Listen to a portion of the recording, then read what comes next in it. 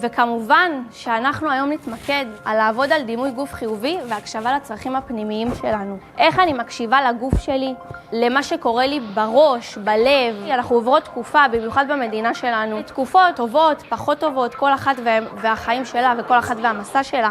אבל אנחנו תמיד נרצה להיות קשובות לגוף. הסימנים הנפוצים להפרעות אכילה כוללים התנהגויות אכילה חריגות, כמו שאמרתי לכם, זה לקום בלילה, לאכול חצי מקרר, להסתיר אוכל, לאכול בשושו שאף אחד לא ישמע אותי, לא ידע שחס וחלילה אכלתי את זה. מחשבות על משקל ודימוי גוף, הפחד מלהשמין, הערכה עצמית נמוכה, אני אוכל את זה, אני אשמין.